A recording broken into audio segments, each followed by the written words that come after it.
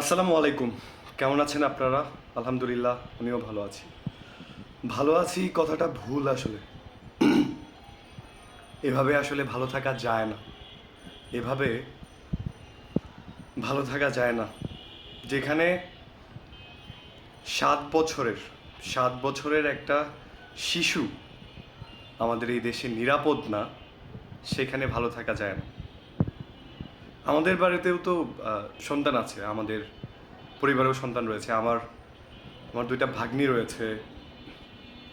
মেয়েদের কথাই বলছি, স্পেসিফিক্যালি মেয়েদের কথা বলছি।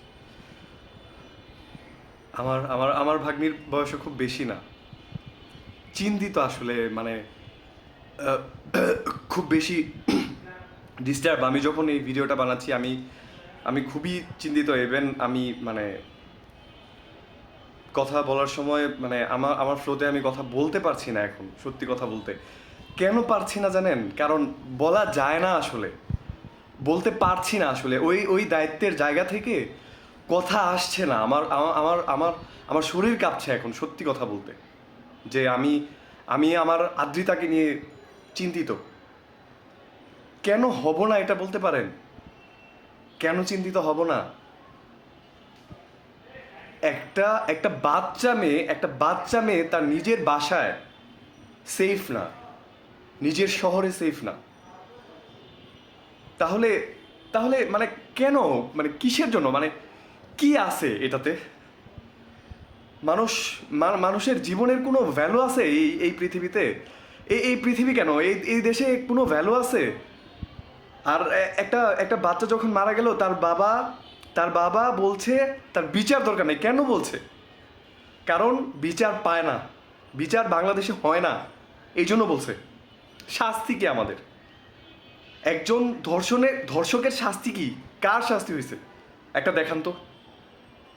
আমি সাধারণত এই ব্যাপারগুলো নিয়ে কথা বলি না। কেন বলি না? কারণ দেখা যায় অনেক সময় দোষ কার এটা বোঝা যায় না।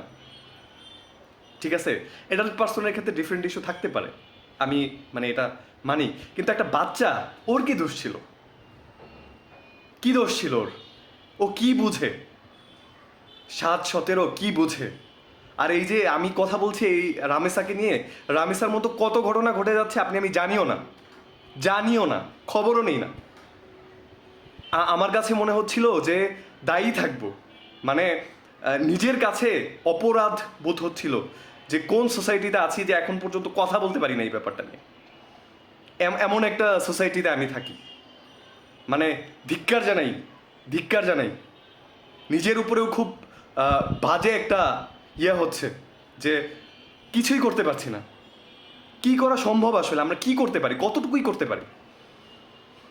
কিচ্ছু পারি না, আবার সবটাই পারি। মানুষ, জনগণ জনগণ চাইলেই সম্ভব, সবার চাইতে হবে। যতদিন পর্যন্ত আপনার পরিবারে না ঘটবে ততদিন পর্যন্ত আপনি এটা বলতে চাইবেন না। আপনি বলবেন যে হোক, হোক না, আরেকটা পরিবারে হচ্ছে তো কি, আমার কি যেদিন দেখবেন আপনার পরিবারে হয়েছে ওই দিন বুঝবেন আসলে কি। ওই দিন বুঝবেন, এর আগে বুঝবেন না। এর আগে ব্যাপারগুলো বোঝা যায় না। সচেতন হন এখনই, যখন আপনার পরিবারে কিছু ঘটে নাই, ঘটে গেলে শেষ। তখন কিন্তু বিচার চেয়ে বিচার পাবেন না। বিচার দিয়ে আপনি কি করবেন?